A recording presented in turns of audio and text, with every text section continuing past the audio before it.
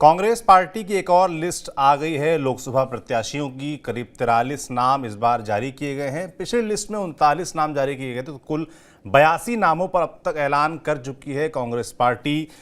आज 43 नामों की बात करें जो जारी हुए हैं, उनमें असम के 12 प्रत्याशी हैं, गुजरात के 7 प्रत्याशी हैं, मध्य प्रदेश के 10 प्रत्याशी हैं, राजस्थान के 10 प्रत्याशी हैं, उत्तराखंड के 3 और दमन और दीव के 3 प्रत्याशी। तो कुल 43 नाम हैं। प्रमुख नामों की अगर बात करूं तो गौरव गोगोई असम से, जो कि डिप्टी लीडर हैं लोकसभा में कांग्रेस पार्टी के, उनकी सीट हालांकि चेंज की गई है, वो जोरहाट से इस बार चुनाव लड़ेंगे। नकुल नाथ, पूर्व मुख्यमंत्री मध्य प्रदेश के कमलनाथ के बेटे हैं, उनको छिंदवाड़ा से फिर से एक बार उतारा गया है मैदान में। चूरू से, राजस्थान की चूरू सीट से राहुल कासवां चुनाव लड़ेंगे, जो कि बीजेपी के फिलहाल सांसद हैं और उनका टिकट कट गया था, वो बागी हो गए हैं और कांग्रेस के टिकट उनका फाइनल हो गया है। एक और बड़ा नाम है अशोक गहलोत के बेटे, पूर्व मुख्यमंत्री राजस्थान के अशोक गहलोत, उनके बेटे वैभव गहलोत का, जिनको जालौर से टिकट दिया गया है, उनकी भी सीट बदली गई है। वो फिलहाल जोधपुर से सांसद हैं और उनकी सीट भी बदली गई है। इस पूरी लिस्ट पर विस्तार से बात करने के लिए हमारे वरिष्ठ साथी कुमार विक्रांत जी हमारे साथ जुड़ेंगे, जो इस वक्त दिल्ली में ही हैं और कांग्रेस अध्यक्ष मल्लिकार्जुन खड़गे जी के घर के बाहर हैं। तो कुमार जी, आपने लिस्ट देखी, क्या खास दिखा इस बार आपको इस लिस्ट में? जी देखिए, अगर आज दूसरी सूची जारी हुई है कांग्रेस की और पहली सूची दूसरी सूची दोनों को मिलाकर देखें तो सबसे बड़ी बात यह है कि पहली सूची में कांग्रेस पार्टी ने संगठन महासचिव केसी वेणुगोपाल, जो कि राज्यसभा सांसद भी हैं, उनका 2 साल का कार्यकाल बाकी है, एक संदेश देने के लिए कांग्रेस आलाकमान ने उनको लोकसभा चुनाव लड़ने के लिए कहा कि जिससे कि ये संदेश जाए कि उनके ऊपर बहुत सारी जिम्मेदारी है, संगठन महासचिव हैं, लेकिन चूंकि उनकी 2 साल की राज्यसभा बाकी है फिर भी उनको लोकसभा का चुनाव लड़ाया जा रहा है। ये एक मैसेज था बाकी बड़े नेताओं के लिए, लेकिन कांग्रेसी दिग्गजों की एक लंबी फहरिस्त है।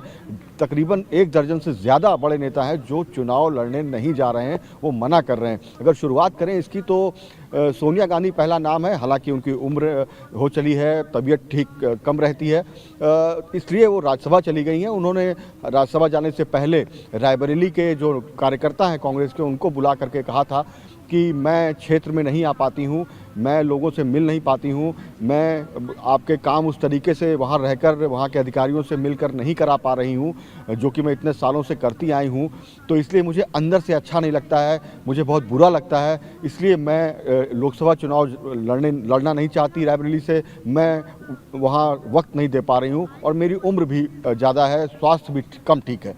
तो सोनिया गांधी वहाँ से शुरू हुई। उसके बाद बात आई मल्लिकार्जुन खड़गे की। कलबुर्गी से वो लोकसभा सांसद रह चुके हैं, उस सीट से उनका नाम वहाँ की राज्य इकाई ने भेजा भी, लेकिन चूंकि आज ही खड़गे साहब से हमने जब पूछा तो उन्होंने कहा कि भाई 83 साल मेरी उम्र हो गई है, इस उम्र में आकर के अब मैं कहाँ चुनाव लड़ूंगा। उनका ये कहना है कि उनको चूँकि पार्टी अध्यक्ष हैं, तमाम जगहों में देश भर में रैलियाँ करनी है, प्रचार प्रसार करना है, ऐसे में एक सीट में जाकर वो फंसना नहीं चाहते। तो पार्टी अध्यक्ष खड़गे जी हट गए। अब आप बड़े नेताओं को देखिए, अशोक गहलोत, उनका था कि वो खुद नहीं लड़ना चाहते, उनकी भी उम्र हुई है, उनका कहना है कि हम सोनिया गांधी या खड़गे उस लीग के नेता हैं, उनके साथ चलने वाले नेता हैं, तो अब नई पीढ़ी को मौका मिलना चाहिए और स्वास्थ्य भी कम ठीक है अशोक गहलोत जी का, तो उन्होंने अपने बेटे को वैभव गहलोत को टिकट दिलाया, जो कि इस सूची में उनका नाम है। लेकिन दिलचस्प बात यह है कि जोधपुर से पिछली बार लड़कर वैभव गहलोत हारे थे, इस बार उनको जालौर सिरोही एक लोकसभा सीट है राजस्थान की, वहाँ शिफ्ट किया है। और इसके अलावा एक बड़ा नाम दिग्विजय सिंह का है, जो ना खुद लड़ रहे हैं, उनका कहना है कि भाई वो वही वाली बात की अब उम्र बहुत हो गई है, नए लोगों को मौका मिलना चाहिए और मैं तो राज्यसभा में भी हूँ। कमलनाथ ने साफ कहा कि मुझे छिंदवाड़ा में फोकस करना है और वही बात की उम्र बहुत हो गई है, नई पीढ़ी को मौका मिलना चाहिए। नकुल नाथ वहाँ से सांसद हैं, तो नकुल नाथ ही चुनाव लड़ेंगे, तो नकुल नाथ का नाम भी वहाँ से आ गया। और एक अहम बात जो आपने की, जितेंद्र सिंह जो काफ़ी करीबी हैं गांधी परिवार के, उनका कहना था कि वो अलवर सीट से सांसद रहे हैं, केंद्र में मंत्री रहे हैं, उनका ये कहना था कि अलवर सीट में अगर वो लड़ने जाते हैं तो प्रभारी महासचिव हैं मध्य प्रदेश के भी और आसाम के भी, तो ऐसे में वो चुनाव में फोकस करें या चुनाव लड़वाने में, तो वो भी पीछे हट गए। सचिन पायलट एक ऐसे नेता थे जिन्होंने कहा कि मैं चुनाव लड़ना चाहता हूँ, लेकिन उन्होंने साथ में ये भी जोड़ दिया कि अगर मैं चुनाव लड़ूंगा तो जीतने के लिए लड़ूंगा, और ऐसे में जो देश भर में उनकी रैलियां लगाई जा रही हैं उसमें कटौती कर दी जाए, क्योंकि वो अपने क्षेत्र में फोकस करना चाहेंगे। तो ऐसे में कांग्रेस आलाकमान ने ही कहा कि हमको आपको देश भर में रैलियां करानी है, देश भर में प्रचार प्रसार करवाना है, आप चुनाव लड़ने की बजाय इस काम में ध्यान दीजिए। तो ये एक लंबी फहरिस्त है। और जहां तक आपने बात की गौरव गोगोई की, जो बड़ा नाम है आसाम से, उनकी सीट बदली गई है, उसकी एक बड़ी वजह है।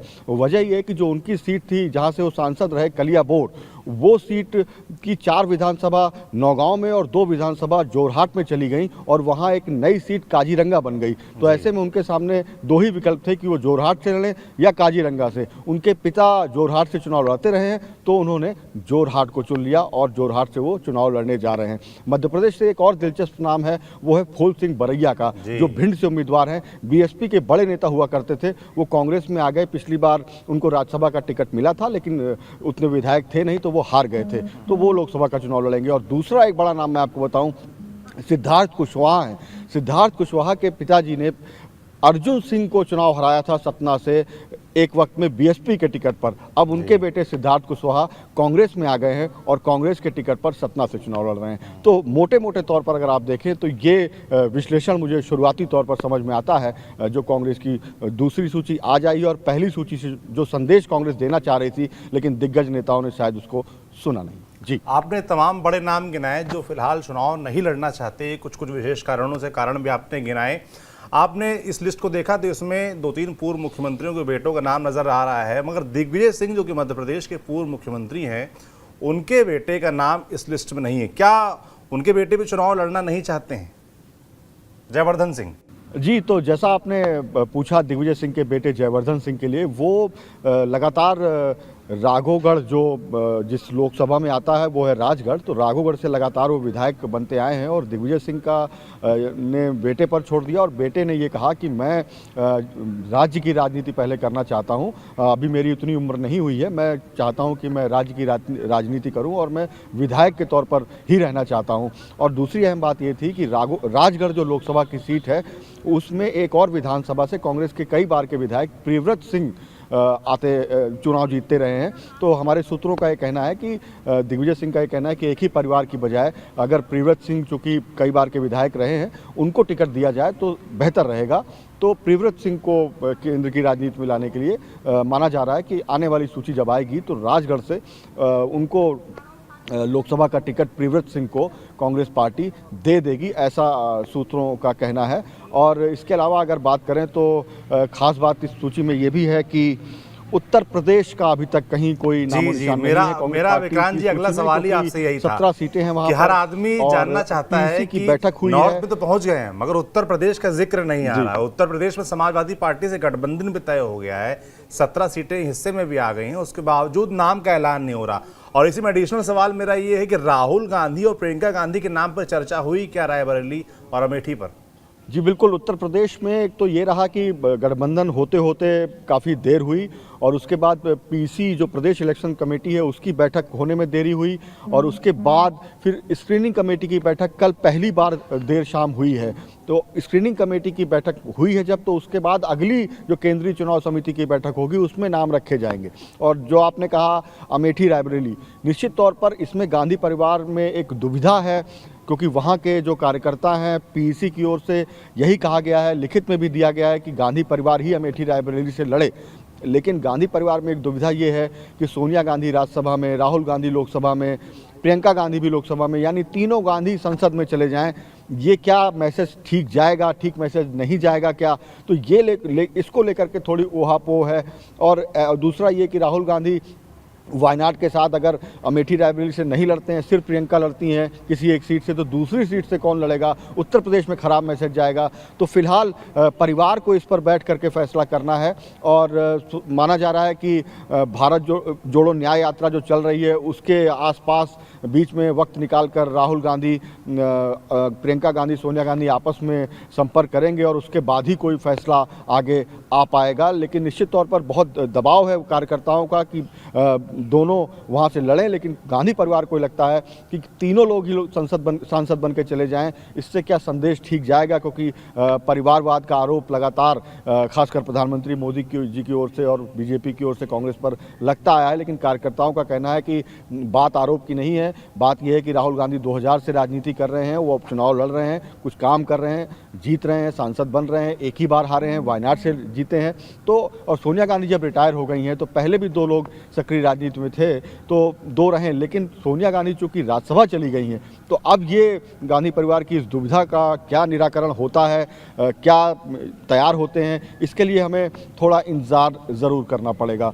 जी बिल्कुल। आखिरी सवाल मेरा विक्रांत जी आपसे ये है कि लगातार इस बात की भी चर्चा हो रही है कि भारत जोड़ो न्याय यात्रा राहुल गांधी जो निकाल रहे हैं, उसको लेकर तमाम जो आलोचक हैं वो ये बात कह रहे हैं कि जिस तरीके से ये जो बैठकें हो रही हैं टिकट फाइनल करने के लिए, उसमें राहुल गांधी उतना इन्वॉल्व नहीं हो पा रहे हैं और उनकी बिना राय के चीज़ें फाइनल भी नहीं हो पा रही, इसलिए भी थोड़ा देरी हो रही है नामों में। क्योंकि अगर आप बीजेपी को देखें तो 195 नाम वो घोषणा कर चुके हैं, दूसरी लिस्ट आज या कल कभी भी आ सकती है, और कांग्रेस पार्टी के मात्र अभी तक 82 नाम सामने आए हैं। तो राहुल गांधी क्या नहीं आ रहे हैं मीटिंगों में, समय नहीं मिल रहा उनको? नहीं, ये मैं लगातार कवर करता रहा हूँ। मैं आपको बताऊँ कि देखिए, ये ज़रूर फ़र्क होता है कि कोई सत्ता में होता है, उसके पास देने के लिए बहुत कुछ होता है। तो और जैसे 4 लोग हैं तो 3 को कुछ और दे दिया, 1 को लोकसभा का टिकट दे दिया, तो ये बहुत कुछ होता है जिससे उनके लिए आसानी हो जाती है। कांग्रेस जब सत्ता में थी तब उसमें होता था कि भाई तुमको ठीक है, लोकसभा नहीं दे पा रहे हैं, राज्यसभा दे देंगे, राज्यसभा नहीं दे पा रहे हैं, एमएलसी दे देंगे, एमएलसी नहीं दे पा रहे हैं तो किसी बोर्ड में बना देंगे। तो वो जो देने की क्षमता है वो इस समय कांग्रेस आला कमान के पास नहीं है, इसलिए वो उसके लिए थोड़ा मुश्किलें होती हैं। और जहाँ तक मैं आपको बताऊँ कि राहुल गांधी जो भारत जोड़ो यात्रा में चल रहे हैं, तकरीबन मैं मणिपुर से लेकर के बिहार तक यात्रा को मैंने कवर किया। मैं आपको बता सकता हूं कि राहुल गांधी लगातार संपर्क में रहे। देखिए, टेक्नोलॉजी का ये युग है और इसमें ऐसा नहीं कि राहुल गांधी नहीं आ रहे हैं। राहुल गांधी ही अगर कोई बात फंसती है तो कोई किसी को मिलना होता है तो भारत जोड़ो यात्रा में मिल लेता है। बीच में राहुल गांधी जब छुट्टी में 2 दिन 3 दिन के लिए आते हैं तो लगातार वो बैठकें करते हैं। पहली बैठक में वो वर्चुअली जुड़ गए थे केंद्रीय चुनाव समिति की, और दूसरी बैठक में जो भी नाम की चर्चा है वो राहुल गांधी की भारत जोड़ो यात्रा के बीच में राहुल गांधी लगातार नेताओं से संपर्क करते हैं। जो नेता टिकट चाहने वाले हैं या जहां विवाद है उन नेताओं को यात्रा के बीच में ही बुलाकर बात कर लेते हैं या वर्चुअली उनसे बात कर लेते हैं। तो वो लगातार पूरी प्रक्रिया का अहम हिस्सा है राहुल गांधी, इसमें कोई ऐसी बात नहीं है। क्योंकि आप देखिए, आज के दौर में बैठक में नहीं आना और बैठक में इन्वॉल्व नहीं होना या उसके पीछे कुछ नहीं कर पाना बहुत मतलब मुश्किल सी बात नहीं है। सारी चीज़ें अवेलेबल हैं और तमाम तकनीकी चीज़ें हैं, तो उसमें ज़्यादा दिक्कत नहीं है। दिक्कत जो मैंने बताई वो है कि भाई कांग्रेस आला कमान के पास इस समय मुट्ठी में देने के लिए बहुत कम है, और पुराने नेता हैं वो राज्यसभा चाहते हैं या कोई बड़ा पद चाहते हैं, मंत्री पद है नहीं, राज्यसभा उतनी होती नहीं है, 3 राज्यों में सरकार है, तो कई जगह एमएलसी नहीं होता है। तो अब बाकी राज्यों में नेताओं को कैसे संतुष्ट करें? कहीं पर 2 उम्मीदवार हैं, 3 उम्मीदवार हैं, उनको ये भी देखना है कि कहीं हमने एक को टिकट दिया, दूसरा कहीं और दूसरी पार्टी में न जाके चुनाव लड़ ले। तो ये सब चीज़ें हैं, इसलिए धीरे धीरे करके कांग्रेस पार्टी आगे बढ़ना चाहती है। वो इस पर ध्यान नहीं दे रही है कि बीजेपी ने इतने उम्मीदवार घोषित कर दिए, वो अपने हिसाब से चीज़ों को देख रही है। जो उसके पास ताकत है, जो हैसियत है, उस हिसाब से कितना बेहतर कर सकती है वो, और कैसे कैसे आगे बढ़ना है उस लिहाज से वो आगे बढ़ रही, क्योंकि उसको ये मालूम है कि पूरी 543 सीटों में मजबूती से उसको नहीं लड़ना है चुनाव।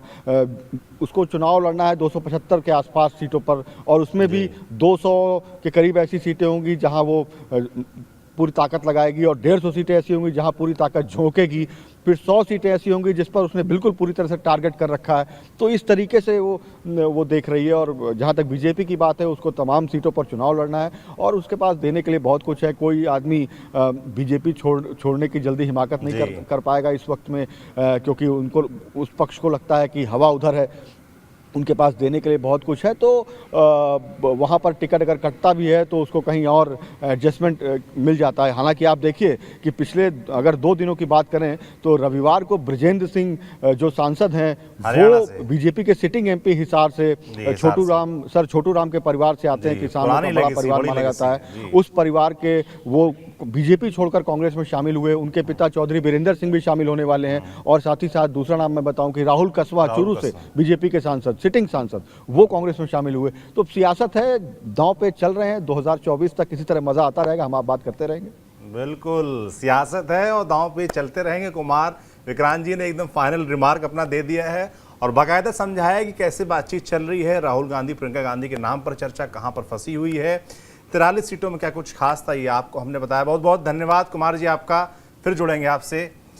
बाकी जनता के लिए जो इस पूरी लिस्ट में खास था वो हमने आपको बताया। जो बड़े नाम घोषित किए गए, किस तरीके से वैभव गहलोत को टिकट दिया गया है मगर उनकी सीट बदल दी गई है। उनको जोधपुर से इस बार टिकट नहीं मिला, उनको जालौर से टिकट मिला है। इसी तरीके से अगर आप देखेंगे तो गौरव गोगोई को भी टिकट मिला है मगर उनकी सीट भी बदली हुई है। तो बाकी अन्य और लिस्टों का इंतजार हमें रहेगा और राजनीतिक जो भी अपडेट्स ऐसे आते रहेंगे आप तक हम पहुंचाते रहेंगे। आप देखते रहिए TV9 डिजिटल। शुक्रिया।